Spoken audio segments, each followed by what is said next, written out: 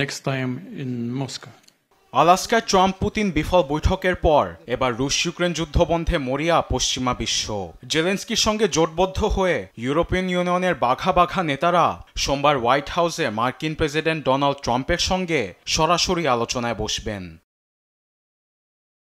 British গণমাধ্যম BBC জানিয়েছে white হাউসে জেলেনস্কি সহ থাকছেন ইউরোপিয়ান কমিশনের president Ursula von der Leyen, যুক্তরাজ্যের প্রধানমন্ত্রী কিয়ার স্টারমার, ফ্রান্সের প্রেসিডেন্ট এমানুয়েল ম্যাক্রো, জার্মানির চ্যান্সেলর ফ্রেডরিক মের্টস, নেটো প্রধান মার্ক রুট সহ আরও অনেকেই।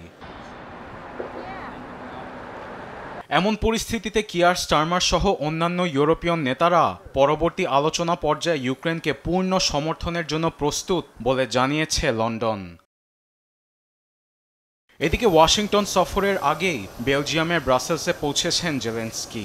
সেখানে EU president Ursula von der লিয়েনের সঙ্গে সংবাদ সম্মেলনে জানান, সংবিধান অনুযায়ী ইউক্রেন ভূখণ্ড রাশিয়ার অন্তর্ভুক্ত করা অসম্ভব।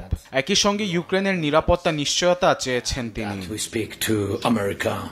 পুতিন ট্রাম্প বৈঠকের অনেক কিছুই আমাদের জানা নেই। আমি চাই ওয়াশিংটনে যেয়ে প্রেসিডেন্ট ট্রাম্প আমাদের সে বিষয়ে বিস্তারিত জানাবেন। একই সঙ্গে ইউক্রেনের নিরাপত্তা নিশ্চিত করতে হবে। আশা করছি সামনের বৈঠকে ফলাফল আসবে।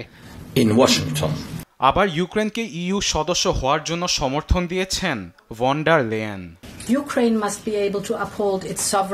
ইউক্রেনকে অবশ্যই সার্বভৌমত্ব এবং আঞ্চলিক অখণ্ডতা বজায় রাখতে সক্ষম হতে হবে। হোয়াইট হাউসের বৈঠকে এ প্রসঙ্গে কথা বলা হবে। শান্তি অর্জন না হওয়া পর্যন্ত ইউরোপ ইউক্রেনের পাশে থাকবে।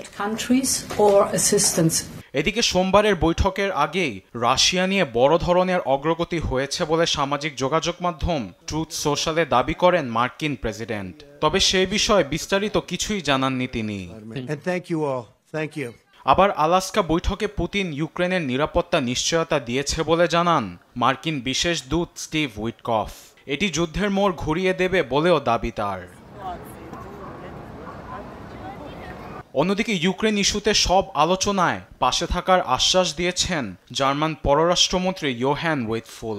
Die ganze Welt zu Beginn der kommenden আরবেদ Afsar, news desk, Desh TV.